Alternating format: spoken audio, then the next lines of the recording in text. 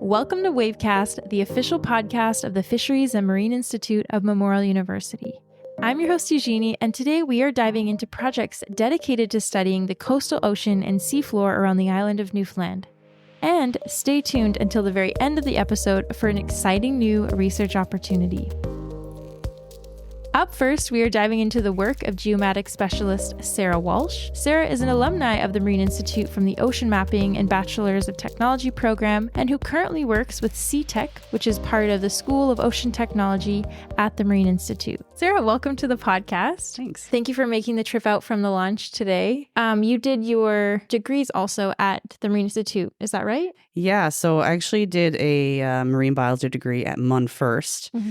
And then I came right here and did the diploma in ocean mapping, which was also a joint program with the Bachelor of Technology as well. Okay, that's awesome. And so now you work as a geomatics technician for SeaTech. So, SeaTech. Okay. Yeah, that's out at the launch. And I've been working there for about a year and a bit now. But before that, I was working with the Canadian Hydrographic Service here in St. John's. Mm-hmm. That's the organization through DFO that creates all the nautical charts for Canada. So when you're on vessels and you see this paper chart or electronic chart, that's what we do. That's what we did. And so what are you currently working on right now? Well, that's the beauty of SeaTech. We have so many different projects that we kind of get our hands in. So I actually just got back yesterday from a hydrographic survey that we were doing in Placentia Bay. We were doing some work for DFFA, which is the Department of Fisheries, Forestry, and Aquaculture. It's a provincial department. So we were mapping the seafloor there for them to better understand that area and potentially look for different areas for new aquaculture sites, I think. SeaTech, myself and Kirk actually are hydrographers out there. And whenever somebody at the school needs that type of work done, they'll usually reach out to us and see if we're available. So another project I worked on was the Ghost Gear project. So we went out in June to Stephenville area and we were using multi-beam and side scan to map the seafloor out there to potentially find lost ghost gear. So we were trying to identify targets, and then the same group went back in August to actually retrieve the gear, take it out of the water, and dispose of it. And so that was a really cool project to be involved in, and that was through a DFO grant. Are there different resolutions of multi-beams where you can detect that you would need to use to detect nets, for example? Or is it pretty obvious with any kind of multi-beam if you see a big clump of something there? You know, if you're looking for high resolution, you're more than likely going to use a side scan sonar. So those systems are towed behind a vessel so they can get closer to the seafloor. And the closer you can get to the seafloor, the higher resolution image you can produce, right? So when we were doing the ghost gear, we were using the side scan to see more smaller things, like the lobster pots are a little smaller. Mm-hmm. Whereas you could probably see the crab pots on a multi-beam because they're massive round pots, right? You'll see the image, you'll see this seafloor, which is flat, and then you'll just see these two round things. So you're like, obviously that's a crab obvious, pot. Yeah. But sometimes looking at the multi-beam where there was a lobster pot, that could be a rock. It could be a lobster pot. You're not sure. The resolution's not great enough. But if you use a side scan, which you get closer to the seafloor, it produces a higher resolution. So that's why we were using kind of both technologies, because we wanted to make sure that we could see exactly what we were looking at. Mm-hmm. Yeah. And is it becoming more common in Newfoundland for these surveys to go out and look for fishing gear? Well, this was a project that was brought out by DFO after the hurricane that hit Port aux Basques. What was it, last year or year before? Mm-hmm. The one that, devastated Port aux Basques. And so, they knew a lot of things had drifted into the ocean during that, and they wanted to really focus on those areas. But my gosh, yeah, people are losing gear all the time. When we were in Stephenville talking to the fishermen out there, there's issues of people cutting their lines because, they may be in an area that's owned by somebody else, not really owned, but you know what I mean? They think that's their area. So they see someone else's gear and they'll cut the line. So they lose their crab pots or their lobster pots. Oh, wow. Right. So a lot of that is happening around the province. So, we don't talk about it, but there is a lot of lost gear out there and just, lobster pots, just collecting lobsters out there all the time that we don't know about. We can't see it. So, it's good that we're focusing on this area because of the hurricane, but I think it's important that we continue this work somehow. Mm-hmm. Because it's probably happening across the whole province. Right. Yeah. For you, when you go out there, does it feel almost like you're like a treasure hunter or something? If you're you look at your screen and you get to see something cool that you wouldn't have been expecting? Oh, no doubt. Actually, this past trip we just did, we actually surveyed a shipwreck down in Placentia Bay that actually the day that we we surveyed it was the anniversary of the day it sunk. Oh, So wow. it was kind of, it's Cool actually, too. there's a post on the National Shipwreck Preservation LinkedIn page, I think, about it. But it's, when you're looking for a shipwreck, you're looking for something and you find it, you're really excited to see it. But it's the times where you're not expecting to see something and all of a sudden you come across a shipwreck and you're like, oh my gosh, like what is this? So you stop and you start you survey it a couple different directions so you can get all different angles of it, right? So the sound is hitting at different points, but it's really fun. And I think that's one aspect of why I find this career really exciting. But it's pretty cool to see just things that people just can't see with their eyes. I got into this career because it was a way to better understand our oceans. Like that's something I've always been really passionate about. Just, we know more about Mars than we know about our oceans, right? So, I want to contribute to that understanding somehow. And this is my way of doing that. And I find that really gratifying. And I think that's where that Seabed 2030 project is really important to me because, we have all this data here at the Marine Institute. And now we have the opportunity to share it to an organization that is going to allow for a better understanding for our oceans, for climate change. I'm a part of something bigger, Yeah, I completely understand. I have the same feelings about my own work and my own research. You're adding like a piece of the puzzle. Especially, I think it's really cool when you were working for the Hydrographic Service, because you can directly use the data that you have and give it to them, and you can have all these impacts on navigation for not just like science or conservation, but also for like shipping and all those kinds of things, which of course all kind of go hand in hand. Yeah, for safety of navigation, that the work that you're putting out is ensuring that there's not going to be shipwrecks, there's not going to be oil spills because they, hit a rock or whatever. It's like instant gratification in that sense. Like you're putting out an actual product. Here at the Marine Institute, I'm at the beginning of the work. I get whatever we do, we pass off to the researchers then, or whoever's doing whatever work with it. So it's a little bit of time after the fact that I get to see how my work contributed to something. But I find it really exciting here because I'm working on so many different things. I have the Ghost Gear project. I have the MCA project, which is with CFR. And then this project with DFFA. And, there's always new projects coming my way. And I get to have my hands in a bunch of different things. And I think that's how my brain works. I don't think I can focus on one thing. So having the ability to do a bunch of different things is really exciting to me. Can you talk a little bit about your role on the MCA project with CFR?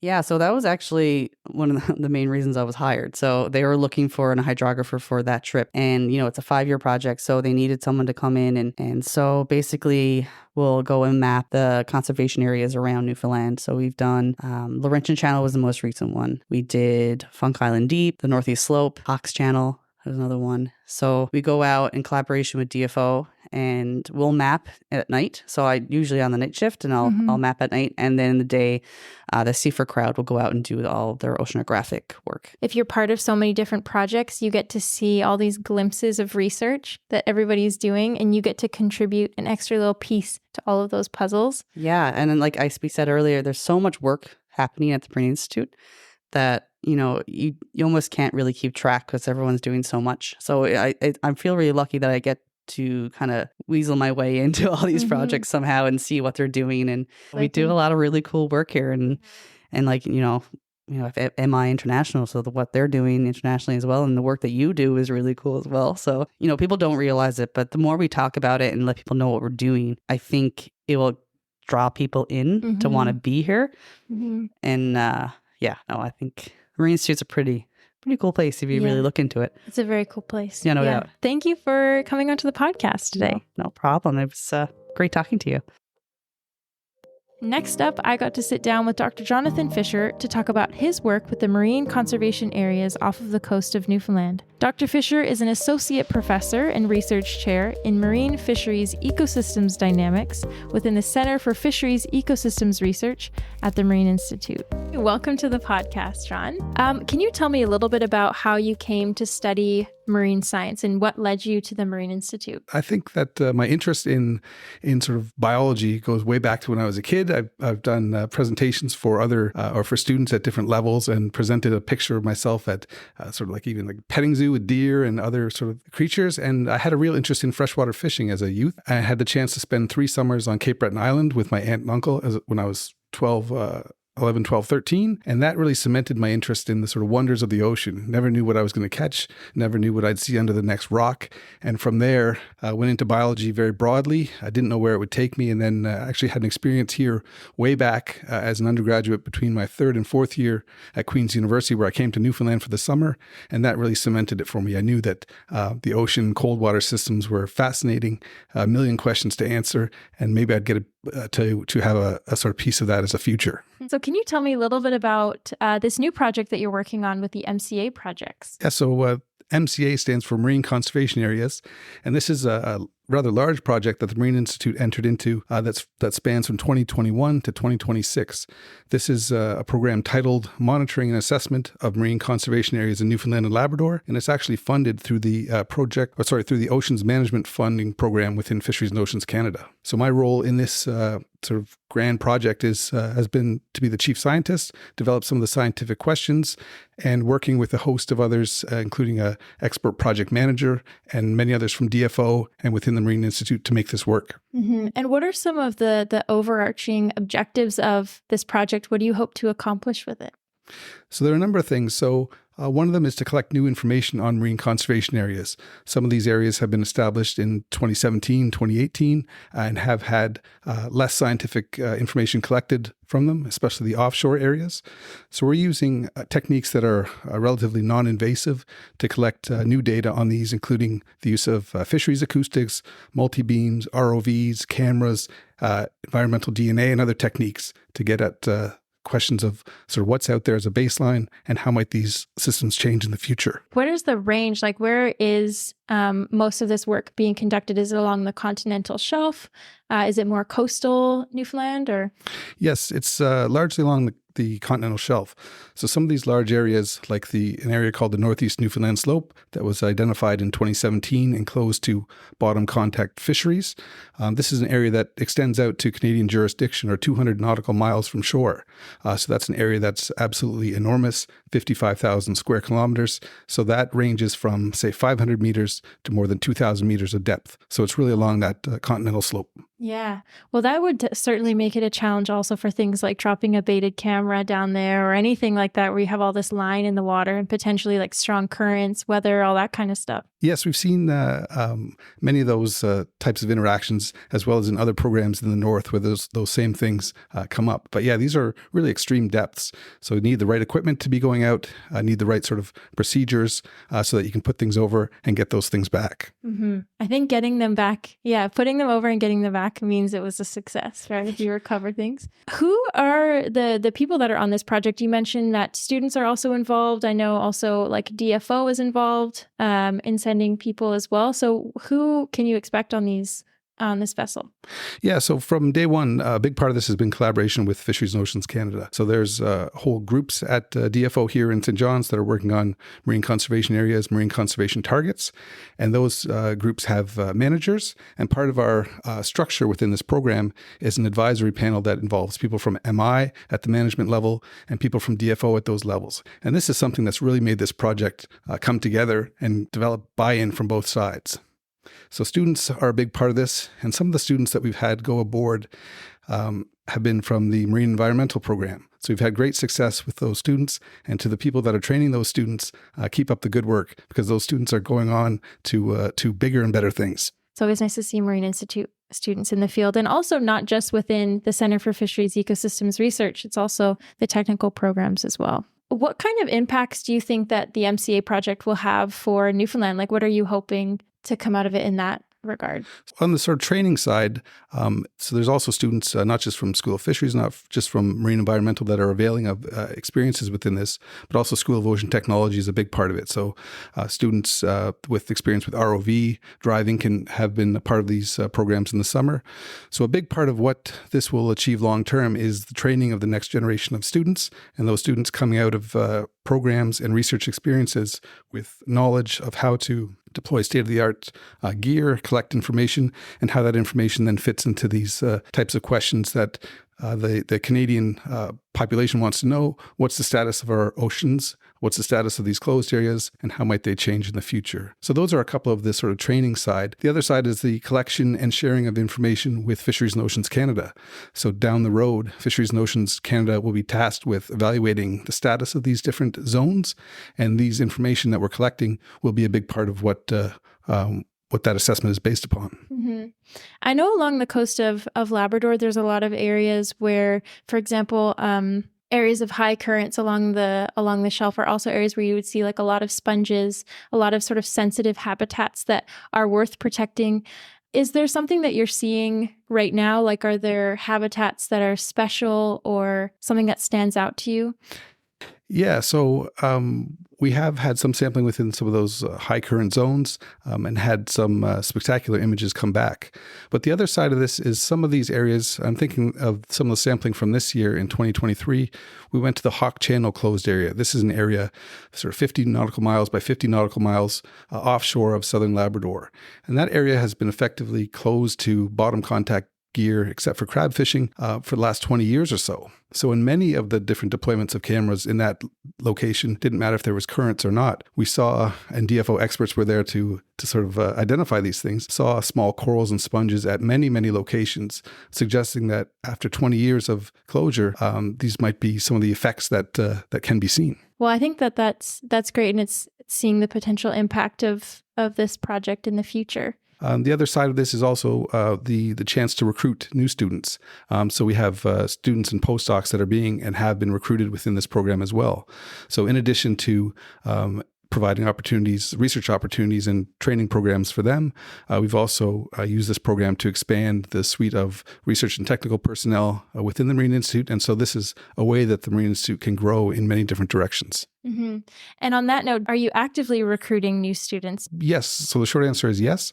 At the master's level, if there's a student that can be identified with interest and expertise in analyses of video collection specifically, that's an area where we would like to grow into.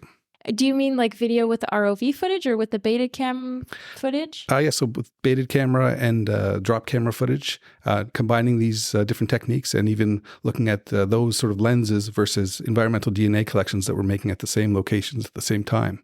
So ultimately, these data will be not only sort of innovative and non-extractive, but be integrated into sort of a more wholesome picture of what's on the bottom. Mm-hmm.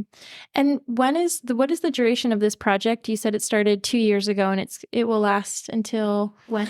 It'll last until March 2026. So we have a couple more field seasons, at least 2024, 2025, and the plans are now coming together for those different field seasons so that our work can be complementary to the work that DFO is planning and can extend some of these techniques into directions that DFO might not be going at this time.